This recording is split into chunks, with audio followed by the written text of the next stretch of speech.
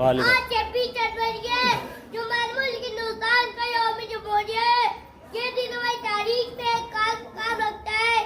आज के दिन 1950 में हमारा आइन नाफिज हुआ और हिंदुस्तान रियासत बना।